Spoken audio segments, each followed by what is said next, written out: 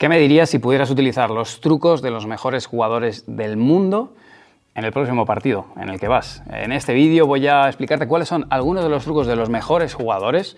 Lógicamente, algunos son de mayor nivel, otros de menor nivel, algunos referidos en cuanto al material, otros en cuanto al juego. No todos te van a poder encajar, pero estoy seguro de que si puedes coger un poquito, unas pinceladas de cada uno de ellos, desde luego lo vas a notar en tu próximo partido. Así que vamos a ello. Hola a todos padeleros, bienvenidos una semana más a un capítulo de Mejora tu Padel. Hoy tratando de reunir aquellas perlas, aquellas pepitas de oro mágicas, ¿no?, que tienen los jugadores profesionales, los mejores jugadores del mundo, y que tenemos la suerte de que los compartan.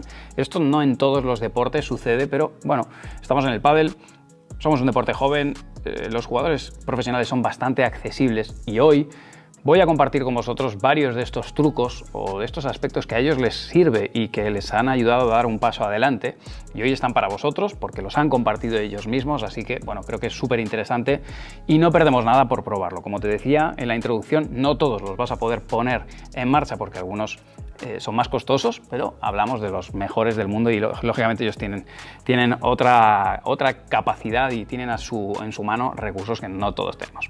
Vamos a empezar con el primero de los trucos. Este es el truco de Momo González para concentrarse. Como vais a ver ahora a continuación, Momo utiliza un ritual, ¿vale? Tiene un ritual, bueno, pues una rutina que él utiliza para concentrarse en momentos importantes, ¿vale?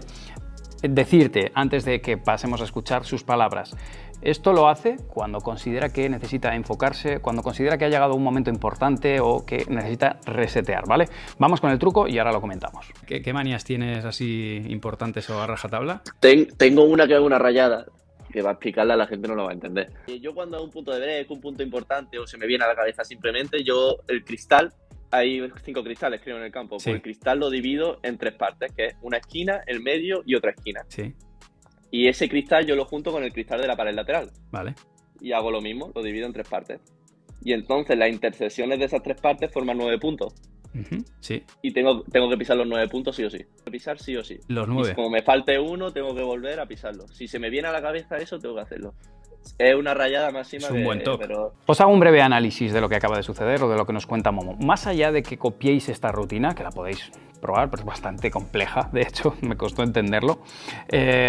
Las rutinas, este tipo de rutinas para venir al momento actual, al instante actual, concentrarnos y empezar el siguiente punto de la mejor manera posible, las utilizan todos los jugadores profesionales. Esta es la de Momo y la comparten con nosotros. Pero tener esa rutina o ese anclaje que cuando tú llegas a ese punto importante, te rehaces, te concentras y lo juegas de la mejor forma, es clave, ¿vale? Porque no todos los puntos tienen el mismo valor. Os dejo por aquí un vídeo en el que hablamos sobre eso, hablamos sobre el valor de los puntos, de que no todos realmente cuestan lo mismo, ¿no? Un punto de oro o un 30 iguales que un 15-0, ¿no? Hay puntos que tienen un valor distinto. Así que te recomiendo que encuentres eso que tú haces, que puede ser controlar la respiración, que puede ser botar la pelota varias veces, lo que tú hagas, acercarse. Hay algunos que se acercan a la reja. Lo que sea, que te traiga al presente y que te haga jugar bien. Vamos con el siguiente truco. El siguiente truco es de Velasteguín, de Fernando Velasteguín y también de Tapia. Como sabéis, Vela ha jugado con varios de los mejores jugadores del mundo. En realidad lleva toda la vida jugando con los mejores jugadores del mundo, ¿no?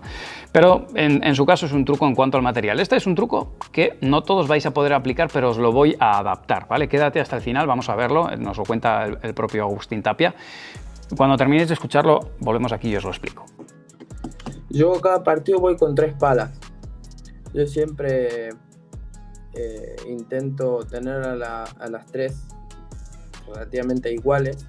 Ir entrenando con las 3 todo el tiempo. Esto lo aprendí de cuando jugaba con Vela, que él lo hace, y desde ahí, bueno, empecé a hacerlo y la verdad que te sirve mucho porque en el medio del partido se te rompe una y tenés 2 que son iguales. Entonces eso lo aprendí de él. Como veis, Vela abre las palas por pack de 3 palas, juega con ellas y cuando una se rompe las cambia. No todos vais a tener dinero para tener 3 palas, ojalá, ¿vale? Lógicamente, sí que hay muchos de vosotros que os gusta el pádel y podéis llegar a tener un problema de que se te rompa la pala en mitad de un partido. ¿Qué es lo que os recomendaría? ¿Cómo adaptaría esto? Bueno, pues si sois capaces de tener la pala con la que jugáis y al menos una de repuesto, que no tiene por qué ser igual porque económicamente va a ser costoso, que sea una segunda pala, una pala que ya está más usada y que has podido conseguirla y tenerla. Lo que te digo es que no vayas a la pista solo con tu pala, porque si pierdes en ese momento la oportunidad, pues se te rompe y tienes que estar pidiendo que alguien te la deje, o simplemente se cancela el partido, o simplemente lo pierdes. Intenta llevar una pala usada, aunque sea, con su grip puesto, armada para jugar. La pala de reserva, ¿vale? Esa pala ahí de reserva, que ya te digo que puede ser una pala más barata, una pala más usada, que te salve el día. Estos son tontitos que suman, que dicen, ¿no? Algunos, es simplemente algo que te va a salvar el día porque ya tenías la pista, que te va a salvar el partido porque no te vuelves loco, vas, cambias la pala, y con el grip armado es algo importante, porque si no ya es, no tengo grip, alguien me lo presta, o estaba con el grip roñoso ese que todos hemos tenido alguna vez. Así que adáptalo a tus posibilidades, pero tener preparado el plan B te puede de verdad salvar un partido. El tercero de los trucos, y en relación al grip, es el truco de LeBron para armar su pala. Te digo, puede ser el truco de LeBron, puede ser el truco de Agustín Silingo, puede ser el truco de Paquito. Cada jugador lo arma de una forma, ¿vale? Pero lo cierto es que la manera en la que tú preparas tu pala y el número de grips tiene mucho que ver con cómo se comporta tu pala después, ¿vale? Así que vamos con el truco de LeBron y con el truco de Silingo. Yo siempre le quito, digamos, el puño original y le pongo, pues eso, un puño o dos, depende de cómo tenga el día también. Que esté bien finito, ¿no? Claro, bien finito, porque también creo que a la hora de que también tengamos ese puño fino, creo que también podemos cambiar de empuñadura más fácil entre punto y punto, y hace que también, pues oye, a mí desde mi punto de vista me gusta mucho pues tener el puño fino a la hora también de coger la pala por abajo, ¿sabes? Jugaba con 11, 12 puños, era un puño gigante, y ahora le voy sacando, ahora debe haber unos 7 puños más o menos, pero la intención es ir quitándole, porque como te decía hoy también, ponerme a armar cada puño de pala me lleva 1 hora, es algo insoportable, ya hasta no tengo ni ganas, lo empecé a poner así, después te queda incómodo. Voy a intentar ir sacándole. Mi objetivo para esta temporada es terminar con 4 puños nada más. Ahora tengo 7. ¿Y por qué aún? Yo la verdad, primero tengo la mano muy grande, y segundo que a mí no me gusta jugar mucho con la muñeca, y al final con el puño muy grande, el tener que tener la mano muy abierta y apretando fuerte te bloquea bastante la muñeca. Claro. Entonces como yo no juego con la muñeca, a mí me venía bien. El siguiente truco os lo voy a ir dejando por aquí porque las imágenes las he grabado en Roma, ¿vale? Os las pongo por ahí, grabadas con el teléfono, ¿vale? Pero la realidad es que, bueno, veréis a muchos jugadores, es el caso de Víctor, es el caso de Gonzalo Rubio, que también ha salido varias veces, y son varios, ¿vale? Varios jugadores durante el verano meten la pala en el congelador, como estáis viendo. Bien, punto número 1. Ya sé que no todos tenéis congeladores en las pistas. Punto número 2. Ya sé que la pala, si estás cambiando de temperatura, se rompe antes, ¿vale? Porque os lo he contado 20.000 veces. Bien, perfecto. No es estrictamente necesario. De hecho, si no tienes un buen presupuesto económico, no te recomiendo que metas las palas en el congelador o en la nevera del club al que vas a jugar.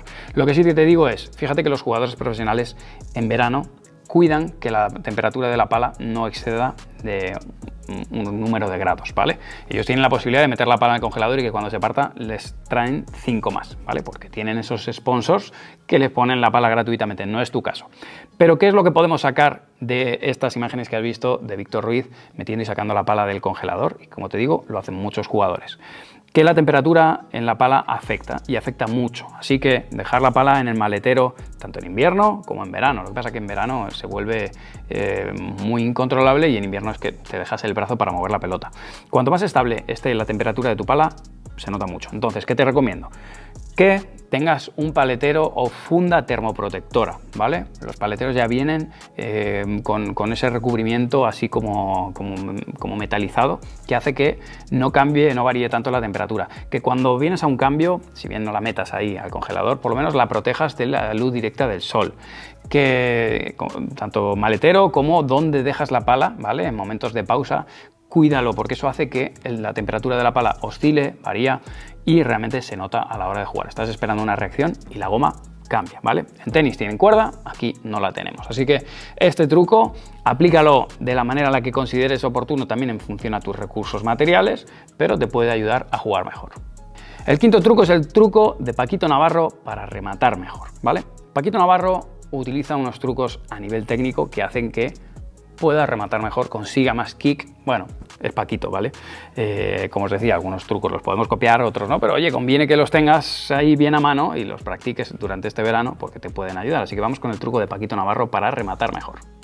Sí, en la pegada básicamente suelto la muñeca porque quiero que la bola coja más efecto todavía que lo que el brazo le imprime. Entonces, además de lo que es el brazo, tren inferior, me ayudo de todo mi cuerpo básicamente, además le meto muñecazos si quiero que la bola suba mucho o sacarla por 3, porque me va a ayudar y me va a permitir sacarla desde un poquito más atrás de la pista. Es por eso que también la muñeca ayuda. Después de ver el truco, después de escuchar a Paco, lo que te recomiendo es todas estas cosas, ve probando, ¿vale? Porque puede irle bien a Paco, pero hay otros jugadores, como por ejemplo Maxi Sánchez, no utiliza tanto este giro y esta soltura de muñeca y aún así remata muy bien, ¿vale?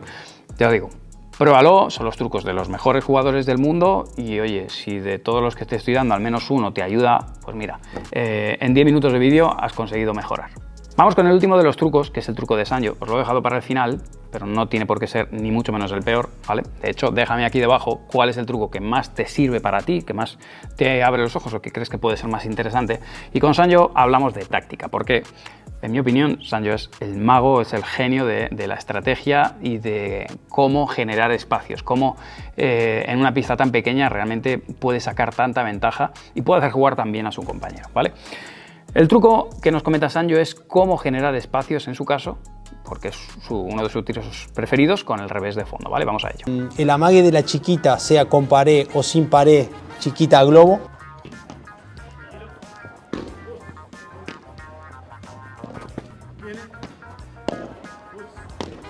Paquito Navarro estaba solo ante el peligro de Sanyo Gutiérrez, pero levanta el globo. Con el mismo armado, sí. Eso me ha dado mucho de comer, porque con la misma preparación no sabes si te voy a tirar abajo o arriba, y es como que te tengo así.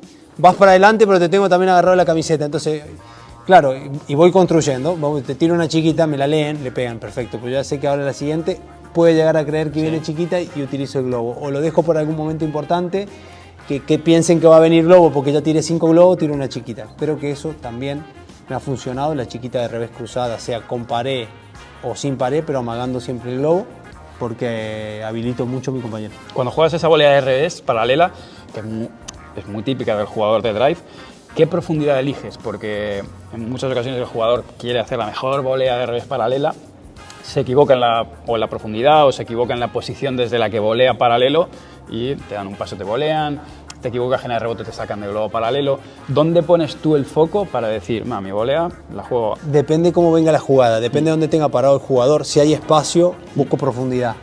Si no hay espacio, busco que bote antes, para que no me hagan... Hoy por hoy los jugadores de revés son tan grandes que con un paso se adelantan y te volean, entonces al final terminas voleando muy fuerte y la pelota te vuelve más rápido. Intento que si el jugador está parado y veo que ese espacio ahí está cerrado, que sea más corta y lo obligo a jugar o un bote pronto o utilizar la pared. Y yo soy de los que piensa que la velocidad tiene que ser la justa, que el jugador de enfrente tenga que pensar si es para pegarle antes o después. En definitiva, lo que hace Sanyo muy bien es generar espacios con una zona de confianza mayor donde vais a fallar menos. Es decir, para todos aquellos que me dicen, uy, la he fallado, pero ha pegado la cinta, Manu, es que si entraba era buenísima. Bueno, pues para todos aquellos, que yo me incluyo a veces, que te das cuenta cuando ya la has tirado fuera, si tú tienes que ajustar la pelota a esto para que entre y que tu rival no te tome la iniciativa, es que algo estás haciendo mal. Porque cuando tú has trabajado bien, los espacios que generas son más amplios y tienes una zona de confianza mucho mayor, es decir, no hay que arriesgar tanto. Y esto lo notaréis cuando juguéis contra alguien que juega bien. Juegas contra alguien que juega bien y tú tienes la sensación de que tu campo es enorme y el otro es pequeñísimo. Siempre está bien parado, tú no haces más que correr. Bueno, todas estas sensaciones, y te lo digo yo que he jugado con Sanyo, de dar la sensación de que Sanyo no se mueve y yo no paro de correr. Esto es porque utilizan bien donde colocan la pelota para generar espacios a posteriori y amagan, ¿vale? Juegan todo el rato con el amago y dónde te va a poner la bola. Prueba esto, trabaja bien con estos espacios, con estos armados que son exactamente iguales, con la memoria, con esa parte estratégica y vas a darte cuenta que ganas muchos más partidos y sobre todo la sensación que le queda a tu rival es de que no hay manera de leerte los golpes. Después de todos estos tips, espero que te hayan ayudado realmente. Practica mucho este verano, disfrútalo. Déjame aquí debajo, como te decía antes, cuál es el que más te ha ayudado o el que más te ha gustado. Y sobre todo, si te gustan estos tipos de trucos de los jugadores profesionales, tengo muchos más. Déjamelo también aquí debajo y seguimos en próximos vídeos. Nos vemos.